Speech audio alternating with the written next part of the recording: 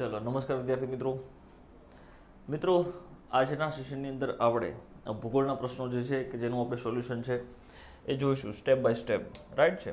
તો ફટાફટ આપણે ભૂગોળના પ્રશ્નો જે છે એને વિગતે સમજવાનો પ્રયાસ કરીએ. તો પહેલા નંબરનો પ્રશ્ન આવે છે આપણી સમક્ષ કે ભાઈ દક્ષિણ ગોળાર્ધમાં બરાબર છે કયા કોણીય માપ પર મકર વૃત્તની સીમા નક્કી કરવામાં આવેલી છે. બરાબર, આવો પ્રશ્ન આપણને પૂછેલો છે. તો આપણને ખ્યાલ છે કે ભાઈ આ જે છે એ આપણું પૃથ્વી છે, બરાબર છે. આ આપણે એક અનુમાનિત પૃથ્વી જે છે એ બનાવી દીધી છે કે જેના અંતર્ગત એકદમ સેન્ટરવાળા ભાગમાં મધ્યમાંથી જે છે એ શું પસાર થાય છે તો કે ભાઈ 0 ડિગ્રી ઉપર 0 ડિગ્રીએ આપણને જોવા મળ્યું છે વિષુવવૃત્ત. વિષુવવૃત્ત જે છે એ જોવા મળ્યું કે જેને આપણે તો કે ભાઈ ભૂમધ્ય રેખા તરીકે પણ ઓળખીએ છીએ. કયા નામથી ઓળખીએ છીએ? ભૂમધ્ય રેખા તરીકે છે એ આપણે ઓળખીએ. કઈ ડિગ્રીએ છે? 0 ડિગ્રીએ. આર્યો જે છે એને આપણે કહીએ છીએ ઉત્તર ગોળાર્ધ. શું કહીએ છીએ? ઉત્તર ગોળાર્ધ તરીકે આપણે એને ઓળખીએ છીએ. અને નીચે જે છે કે જેને આપણે કહીએ છીએ દક્ષિણ ગોળાર્ધ, બરાબર છે. ચલો, તો ઉપરની અંદર જે છે 23.5 ડિગ્રીએ, કેટલી છે? 23.5 ડિગ્રી ઉત્તરમાં તો કે આપણને જે રેખા જોવા મળી કે જેને આપણે કર્કરેખા તરીકે ઓળખીએ છીએ. એવી જ રીતે દક્ષિણની અંદર વાતચીત કરીએ તો દક્ષિણની અંદર પણ 23.5 ડિગ્રી દક્ષિણમાં આપણને જે રેખા જોવા મળી કે જેને આપણે મકર રેખા તરીકે છે એ ઓળખીએ છીએ. ડન છે. હજી ઉપર આપણે જઈએ તો કે ભાઈ 66.5 ડિગ્રી ઉત્તર અક્ષાંશ, બરાબર છે, કે જેને આપણે આર્કટિક રેખા તરીકે ઓળખીએ છીએ. અને દક્ષિણની અંદર જે 66.5 ડિગ્રી જે છે દક્ષિણ બાજુ કે જેને આપણે એન્ટાર્કટિક રેખા તરીકે છે એ ઓળખીએ છીએ. ત્યારબાદ અહીંયા આપણને 90 ડિગ્રી ઉપર તો કે ઉત્તર ધ્રુવ જોવા મળે છે. અને એવી જ રીતે અહીં આપણને દક્ષિણ ધ્રુવ જે છે એ જોવા મળે. કેટલી ડિગ્રીએ? 90 ડિગ્રીએ. ડન છે. આપણને શું પૂછ્યું છે તો કે ભાઈ દક્ષિણ ગોળાર્ધની અંદર કઈ જગ્યાની વાત કરેલી છે તો કે ભાઈ આ ભૂમધ્ય રેખા જે છે, બરાબર, વિષુવવૃત્ત જે છે, વિષુવવૃત્તથી દક્ષિણ વાળો ભાગ જે છે કે જેને આપણે કયા નામથી ઓળખીએ છીએ તો કે દક્ષિણ ગોળાર્ધ તરીકે ઓળખીએ છીએ. આ દક્ષિણ ગોળાર્ધની અંદર કયા કોણીય માપ પર મકર વૃત્તની સીમા જે છે નક્કી કરવામાં આવે? તો મકર રેખા જે છે કેટલા છે તો કે ભાઈ 23.5 ડિગ્રી દક્ષિણ અક્ષાંશ, બરાબર. તો જો અહીંયા 66.5 ઉત્તર તમને કે તો એ આર્કટિક સર્કલ બને. કયું બને છે? આર્કટિક સર્કલ બને છે. 23.5 ઉત્તર એટલે કે કર્ક રેખા જે છે એ બની જાય છે. 66.5 ડિગ્રી દક્ષિણમાં તમને પૂછે છે, બરાબર, તો એન્ટાર્કટિક સર્કલ બનશે. એન્ટાર્કટિક સર્કલ જે છે એ બનશે 23.5 ડિગ્રી દક્ષિણની અંદર તો કે ભાઈ મકર રેખા જે છે, મકર રેખા આપણને બનતી જોવા મળે છે. તો આપણને મકર રેખાની વાતચીત છે એ કરેલી છે. તો આપણો આન્સર જે છે મિત્રો એ શું આવી જશે તો કે ભાઈ ડી જે છે એ બની જશે. સરળ પ્રશ્ન છે, આવડી જાય એવું આપણને જોવા મળે છે. ચલો નેક્સ્ટ પ્રશ્ન, એના ઉપર આપણે સમજૂતી મેળવી લઈએ. પૃથ્વીના દક્ષિણ ગોળાર્ધમાં 23.5 ડિગ્રી અંશ ઉપર, બરાબર, આવેલા અક્ષાંશને તો કે ભાઈ મકર રેખા તરીકે ઓળખવામાં આવે છે. આ વૃત્તથી દક્ષિણે સૂર્યના કિરણો ક્યારેય સીધા પડતા નથી. બરાબર, કેવા પડશે તો કે ભાઈ ત્રાસા પડે છે. સીધા પડતા નથી મતલબ કે કેવા છે તો કે સૂર્યના કિરણો જે છે એ અહીં ત્રાસા પડતા આપણને જોવા મળે છે. ચલો નેક્સ્ટ. કયો મહાસાગર પૃથ્વીના નકશા પર એક તરફ એશિયા, જો એક તરફ એશિયા અને ઓસ્ટ્રેલિયા તથા બીજી તરફ જે છે ઉત્તર અને દક્ષિણ અમેરિકા ખંડને સ્પર્શ છે એ કરે છે? બરાબર છે. તો આર્કટિક મહાસાગર આવશે, પ્રશાંત મહાસાગર આવશે, એટલાન્ટિક મહાસાગર આવશે કે હિન્દ મહાસાગર? તો અહીંયા સ્પષ્ટ રૂપથી આપણને અહીંયા માહિતી આપેલી છે કે ભાઈ પૃથ્વીના એક નકશા તરફ જે છે એ એશિયા અને ઓસ્ટ્રેલિયાને સ્પર્શ કરતો હોય, બરાબર છે. મતલબ કે જે મહાસાગર આપણને જોવા મળ્યો છે તો આ મહાસાગરની પશ્ચિમે જે છે એ અહીંયા શું આવેલું છે તો કે ભાઈ એશિયા અને ઓસ્ટ્રેલિયા જે છે એ આપણને જોવા મળ્યું. મહાસાગરની કઈ બાજુ છે તો કે પશ્ચિમે. આ કયો મહાસાગર છે તો કે ભાઈ પ્રશાંત મહાસાગર જે છે એ કહી શકો છો, અથવા તો એને તમે કહી શકો છો તો કે ભાઈ પેસિફિક મહાસાગર જે છે એ તમે કહી શકો છો, બરાબર. બે નામ છે આ પેસિફિક મહાસાગરની અંદર. તો કે ભાઈ વિશ્વની સૌથી ઊંડી ખાઈ આવેલી છે જેનું નામ છે મારિયાની ટ્રેન્ચ. મારિયાની ટ્રેન્ચ કે જેની ઊંડાઈની વાતચીત આપણે કરી લઈએ, બરાબર છે. તો 11,022 મીટર જે છે એ ઊંડાઈ ધરાવે છે. કેટલી ધરાવે છે? 11,022 મીટર છે એ ઊંડાઈ ધરાવે છે. તો અહીંયા સ્પષ્ટ રૂપથી આપણો જવાબ જે છે કયો બનશે? તો પ્રશાંત મહાસાગર જે છે એ આપણને જોવા મળી શકે છે. ડન છે. ચલો સમજૂતી જરાક સમજી લઈએ કે ભાઈ પ્રશાંત મહાસાગર જે છે એ એશિયા અને અમેરિકા ખંડની વચ્ચે આવેલો છે. તેની પશ્ચિમમાં જો મેં તમને દર્શાવેલું છે અહીંયા કે પ્રશાંત મહાસાગરની પશ્ચિમ બાજુએ, બરાબર, પશ્ચિમમાં એશિયા અને ઓસ્ટ્રેલિયા અને પૂર્વની અંદર ઉત્તર અને દક્ષિણ અમેરિકા ખંડની સીમા જે છે એ બનાવતો આપણને જોવા મળે. તો આન્સર આવશે વિદ્યાર્થી મિત્રો પ્રશાંત મહાસાગર. ડન છે. ચલો આગળના પ્રશ્ન ઉપર આપણે આવીએ કે ભાઈ જ્વાળામુખી ફાટવાને કારણે બહાર આવતા લાવા દ્વારા બનતા બેસાલ્ટના ખડકોની અંદર કયું ખનિજ તત્વ સર્વાધિક પ્રમાણની અંદર આપણને જોવા મળતું હોય? આયન, કે જેને આપણે Fe તરીકે જે છે એ ઓળખીએ છીએ, બરાબર છે. આયન, એલ્યુમિનિયમ, એલ, સિલિકા, બરાબર છે, અને મેગ્નેશિયમ, આ બધી એની સંજ્ઞાઓ છે, બરાબર છે. તો કયું તત્વ જે છે એ પુષ્કળ પ્રમાણની અંદર જે છે જ્વાળામુખી ફાટવાને કારણે, તો કે જ્યારે લાવા જે છે એ બહાર આવતો હોય તો એની સાથે છે એ જોવા મળતું હોય, તો એની સાથે જે છે એ પુષ્કળ પ્રમાણની અંદર જે છે એ શું બહાર આવશે? તો કે સિલિકા જે છે, રેતી જે છે એ આપણને પુષ્કળ પ્રમાણની અંદર આવતી જોવા મળી શકે છે. ડન છે. જો બેસાલ્ટ એ બાહ્ય આગની ખડક જે છે એ ગણવામાં આવે છે. તે ઘાટા રંગના અને વજનમાં તો કે ભાઈ ભારે હોય છે, પરંતુ તેના રાસાયણિક બંધારણની અંદર સિલિકા એટલે કે Si નું પ્રમાણ મુખ્યત્વે 45 થી 52% જેટલું જે છે એ આપણને જોવા મળતું હોય છે. ડન છે. ચલો નેક્સ્ટ પ્રશ્ન. ભારતમાં થયેલી વિવિધ કૃષિ ક્રાંતિઓ પૈકી કઈ જોડ સાચી રીતે જોડાયેલી નથી? આપણને નથી એવું પૂછ્યું છે, મતલબ કે 3 જે છે યોગ્ય રીતે જોડાયેલી હશે, એક જે છે એ યોગ્ય સ્વરૂપે જોડાયેલી જોવા મળતી ના હોય. જેમ કે નીલી ક્રાંતિ અથવા તો નીલ ક્રાંતિ જે છે, બરાબર છે, આને ભૂરી ક્રાંતિ પણ તમે કહી શકો છો, બરાબર. મત્સ્ય અને જળચર ઉત્પાદન સાથે જોડાયેલી, તો એ વિધાન જે છે અહીંયા સાચું છે.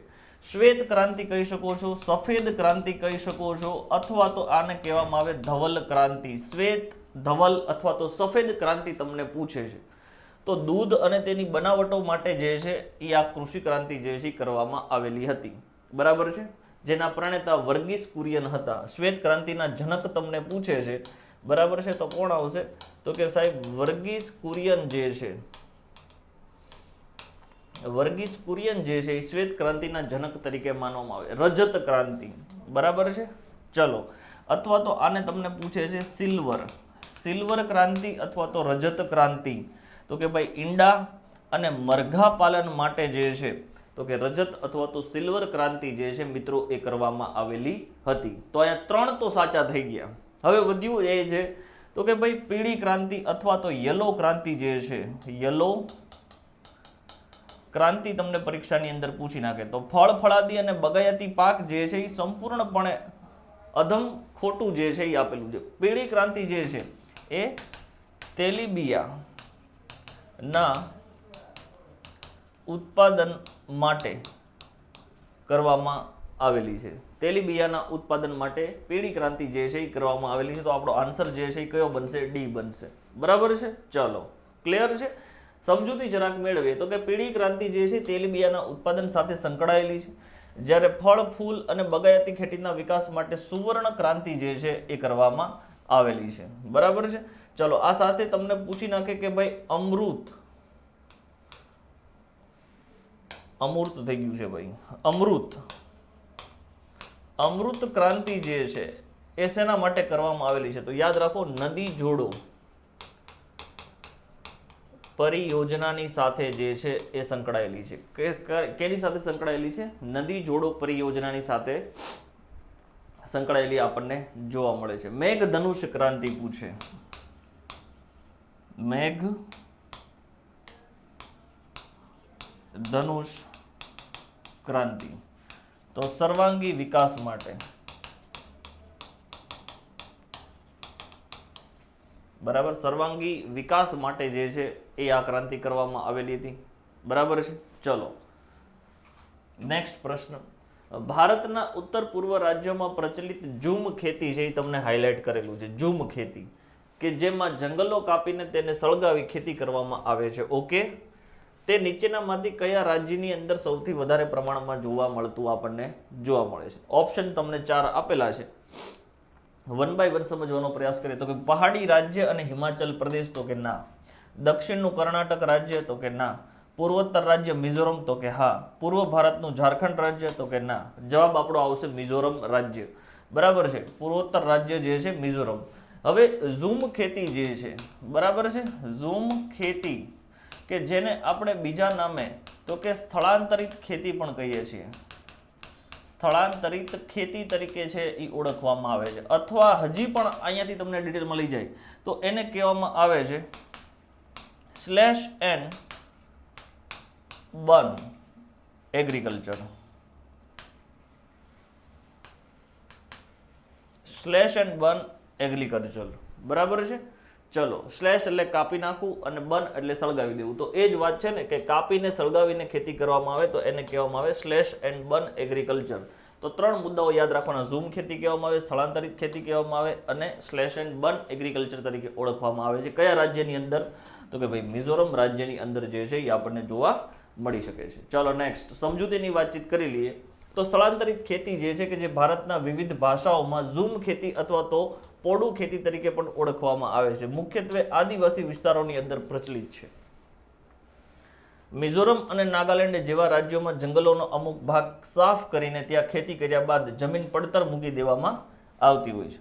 આ પદ્ધતિ પર્યાવરણ માટે નુકસાનકારક હોવાથી તેના ઉપર હવે નિયંત્રણો મૂકવામાં આવેલા છે. તો કયા કયા નામ યાદ જે છે એ રાખવાના થાય? તો કે ભાઈ સાહેબ આને સ્થળાંતરિત ખેતી કહેવામાં આવે. બરાબર, સ્થાનિક ભાષાની અંદર એને પોડું ખેતી કહેવામાં આવે છે. સ્લેશ એન્ડ બર્ન તરીકે એને ઓળખવામાં આવે છે કે પછી એને ઝૂમ ખેતી તરીકે ઓળખવામાં આવે. કયા કયા રાજ્યની અંદર? તો કે ભાઈ નાગાલેન્ડ અને તો કે ભાઈ મિઝોરમ રાજ્યની અંદર તો કે આ પ્રકારના એગ્રીકલ્ચરો જે છે એ આપણને જોવા મળી શકે છે. ડન છે. ચલો આગળ વધીએ. સામુદ્રિક જીવસૃષ્ટિમાં મહત્વનો ભાગ ભજવતા પરવાળા કે જેને આપણે કોરલ તરીકે છે એ ઓળખીએ છીએ. Coral reef. બરાબર છે, ખરાબા કોરલ રીફ્સ ના તંદુરસ્ત વિકાસ માટે, તંદુરસ્તને જવા દો, ખાલી તમને શું કહે છે કે વિકાસ માટે સમુદ્રના પાણીનું અનુકૂળ તાપમાન જે છે કેટલું હોવું જોઈએ? તો ભાઈ વિકાસ માટે જે છે એ 20 ડિગ્રી સેલ્સિયસથી લઈને તો કે ભાઈ 30 ડિગ્રી સેલ્સિયસ વાળો કોઈ જવાબ આવતો હોય તો આંખ બંધ કરીને તમારે જવાબ છે એ મૂકી દેવો કે ભાઈ પરવાળા જે છે, પરવાળો એક નાનો સામુદ્રિક જીવ છે. બરાબર છે, કે જેના વિકાસ માટે થઈને 20 ડિગ્રી તાપમાનથી લઈને 30 ડિગ્રી સેલ્સિયસ તાપમાન જે છે સૌથી વધારે અનુકૂળ આવે છે. તો અહીંયા 5 થી 15 છે, ના આવે. 10 થી 20 છે, એ પણ ના આવે. 20 થી 30 છે, 35 થી 45 છે, ના આવે. કયો આવશે? 20 ડિગ્રીથી લઈને 30 ડિગ્રી સેલ્સિયસ જે છે એ અનુકૂળ. સમજૂતી જરાક મેળવીએ. પરવાળાના જીવો બરાબર છે અત્યંત સંવેદનશીલ જે છે એ જોવા મળે. તેમના વિકાસ માટે સરેરાશ તાપમાન જે છે એ 20 ડિગ્રીથી લઈને 21 ડિગ્રી સેલ્સિયસ કરતાં વધુ તાપમાનની આવશ્યકતા પડે છે. 20 થી 21 એટલે કે આપણે ક્યાંથી ક્યાં યાદ રાખશું? 20 ડિગ્રી સેલ્સિયસથી લઈને 30 ડિગ્રી સેલ્સિયસ જે છે એની વચ્ચે અનુકૂળ આવે છે. સામાન્ય રીતે ઉષ્ણકટિબંધના ગરમ પાણીની અંદર 20 ડિગ્રી સેલ્સિયસથી 30 ડિગ્રીની વચ્ચે જ પરવાળાના ખરાબો મોટા પ્રમાણની અંદર તો કે વિકસિત થતા આપણને જોવા મળે છે. તાપમાનમાં થોડો પણ ફેરફાર થાય તો પરવાળાનું મૃત્યુ જે છે એ થઈ શકે છે, જેને આપણે બ્લીચિંગ તરીકે છે એ ઓળખીએ છીએ. ડન છે. ચલો, વર્ષ 2011ની વસ્તી ગણતરીમાં અંતિમ આંકડા મુજબ ગુજરાત રાજ્યની કુલ વસ્તીમાં શહેરી વસ્તીનું પ્રમાણ તમને પૂછેલું છે. અંદાજે કેટલા ટકા હતું? તો કે ભાઈ 42.6% જે છે એ શહેરી વસ્તીનું પ્રમાણ જે છે એ આપણને જોવા મળેલું છે. ગુજરાતનું પૂછેલું છે તો શહેરી વસ્તીનું પ્રમાણ કેટલું છે? 42.6% છે. બરાબર છે.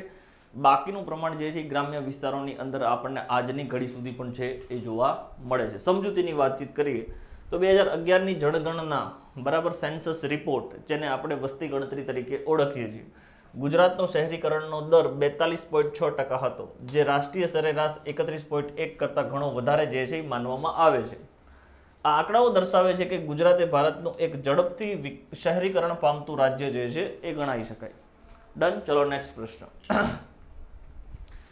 પ્રશ્ન શું છે તો કે સમુદ્રમાં બે ક્રમિક ભરતી અથવા તો બે ક્રમિક ઓટ વચ્ચેનો સરેરાશ સમયગાળો કેટલો હોય? 6 કલાક ના હોય, 12 કલાક ના હોય, 12 અને 25 મિનિટ તો કે હા સાહેબ, 24 કલાક અને 50 મિનિટ ના હોય, કેટલો આવશે? 12 કલાક અને 25 મિનિટનો આપણને અંતર જે છે એ જોવા મળે. બે ક્રમિક ભરતી કયો કે પછી બે ક્રમિક ઓટ તમે ગણાવી શકો. સમજૂતીની વાતચીત કરીએ તો કે ચંદ્ર પૃથ્વીની પ્રદક્ષિણા કરે છે, બરાબર છે, કારણ કે પૃથ્વીનો એકમાત્ર ઉપગ્રહ હોય તો એ કયો છે? ચંદ્ર છે. કે ચંદ્રની ઉપર તો કે ગુરુત્વાકર્ષણ જે છે છઠ્ઠા ભાગનું જે છે એ આપણને જોવા મળે છે. કેટલા ભાગનું? છઠ્ઠા ભાગનું હોય, બરાબર છે. અને પૃથ્વી પોતાની ધરી ઉપર ફરે છે. આ ગતિના તફાવતને કારણે ભરતી ઓટનો સમય દરરોજ મોડો જે છે એ આપણને જોવા મળતો હોય. બે મુખ્ય ભરતી વચ્ચેના અંતરને આશરે 12 કલાક અને 25 મિનિટનો જે છે એ સમયગાળા દર્શાવવામાં આવે છે, બરાબર. બે ક્રમિક ભરતી હોય કે પછી બે ક્રમિક ઓટ હોય તો એના વચ્ચેના સમયનો તફાવત જે છે એ કેટલો રહેશે? 12 કલાક અને 25 મિનિટ જેટલું જોવા મળે છે. ભારતના કયા રાજ્યમાં સાક્ષરતા દર 2011ની વસ્તી ગણતરી મુજબ સૌથી વધુ છે એ નોંધાયો છે? બરાબર. સાક્ષરતા દરની વાતચીત કરી તો ગુજરાત છે, ના આવશે. મહારાષ્ટ્ર આવશે, નહીં આવે. તમિલનાડુ નહીં આવે. સૌથી ઊંચું સાક્ષરતા દર જે છે એ ક્યાં આપણને જોવા મળે? તો કે ભાઈ કેરળ રાજ્યની અંદર છે એ સૌથી વધુ આપણને સાક્ષરતા જે છે એ જોવા મળે છે. કેરળ તો કે 94% સાક્ષરતાની સાથે ભારતમાં પ્રથમ ક્રમે જે છે એ જોવા મળ્યું છે. ક્યાં મુજબ? તો કે ભાઈ વસ્તી ગણતરી 2011 મુજબ. શિક્ષણ પ્રત્યેની જાગૃતિ અને સામાજિક સુધારાઓને કારણે આ રાજ્ય સતત ટોચ ઉપર જે છે એ આપણને રહેલું જોવા મળે છે. સૌથી ઓછી સાક્ષરતા જે છે એ બિહાર રાજ્યની અંદર આપણને જોવા મળે છે. 60.7% આસપાસ જે છે એ જોવા મળશે. નેક્સ્ટ છે પશ્ચિમ ઘાટનું ગુજરાતમાં આવેલું એકમાત્ર ગિરિમથક જે છે એ કયું છે? તો સૌથી પહેલા જે છે એ આપણને પશ્ચિમ ઘાટ જે છે એ ખ્યાલ હોવો જોઈએ કે ભાઈ આ આપણું ગુજરાત છે અને ત્યારબાદ જે છે એ આ ભારતનો ક્રમ જે છે એ આપણે જોઈ શકીએ. હવે આપણને એવું પૂછ્યું છે કે ભાઈ પશ્ચિમ ઘાટ જે છે એ ક્યાંથી ક્યાં ફેલાયેલો? તો પશ્ચિમ ઘાટ જે છે ગુજરાતથી છેક ક્યાં સુધી? તો કે દક્ષિણ ભારતના રાજ્ય સુધી જે છે એ ફેલાયેલો છે. કયા કયા રાજ્યની અંદર ફેલાવો થયેલો છે? તો કે સાહેબ એક છે ગુજરાતમાં, ગુજરાત, બરાબર છે. ત્યારબાદ તો કે ભાઈ મહારાષ્ટ્ર, બરાબર છે, ગોવા, કર્ણાટક, કેરળ અને થોડો એવો ભાગ જે છે એ ક્યાં છે? તમિલનાડુમાં. તો આટલા રાજ્યની અંદર જે છે એ આપણને તો કે પશ્ચિમ ઘાટ કે જેને આપણે સહ્યાદ્રી જે છે એ કહીએ છીએ એ આપણને ફેલાયેલી જોવા મળે. હવે આપણને પૂછ્યું છે એવું કે પશ્ચિમ ઘાટનું ગુજરાતમાં આવેલું એકમાત્ર ગિરિમથક. તો અહીંયા જે છે એ આપણને ગિરિમથક જે છે એ જોવા મળ્યું છે ગુજરાતની અંદર કે જેને આપણે તો કે ભાઈ સાપુતારા તરીકે છે એ ઓળખીએ છીએ. કયા નામથી ઓળખીએ છીએ? સાપુતારા. કે જેની ઊંચાઈની વાતચીત કરીએ તો 1100 મીટર જેટલી આપણને ઊંચાઈ જે છે એ જોવા મળે છે. સાપુતારા, બરાબર. તો કે સર્પગંધા નદીના કિનારે જે છે એ આપણને આવેલું જોવા મળે છે. ગુજરાતનું એકમાત્ર ગિરિમથક અથવા તો હવા ખાવાનું સ્થળ કહી શકો છો. એકમાત્ર હવા ખાવાનું શું કહેવાય છે? સ્થળ જે છે એ ગણાવી શકાય છે, બરાબર છે. આ આખી પર્વત શ્રેણીમાં તમને પૂછે કે સૌથી ઊંચું શિખર, બરાબર છે. તો પશ્ચિમ ઘાટનું સૌથી ઊંચું શિખર પૂછે, સૌથી ઊંચું શિખર, બરાબર છે. તો અન્નાઈમુડી યાદ રાખવાનું થાય, બરાબર. ગુજરાતની અંદર પૂછે છે તો ગુજરાતની અંદર આપણે યાદ રાખ્યું છે સાપુતારા, બરાબર છે. ચલો ભાઈ ગિરનાર તો કે સૌરાષ્ટ્રમાં આવેલો છે. ક્યાં આવેલો છે? સૌરાષ્ટ્રમાં, જૂનાગઢમાં. એની ઊંચાઈની વાતચીત કરીએ આપણે તો 1153.02 મીટર જેટલી ઊંચાઈ જે છે એ જોવા મળે છે. પાવાગઢ જે છે વિંધ્ય શ્રેણીનો ભાગ છે, વિંધ્ય શ્રેણીનો ભાગ જે છે એ ગણાઈ શકાય છે.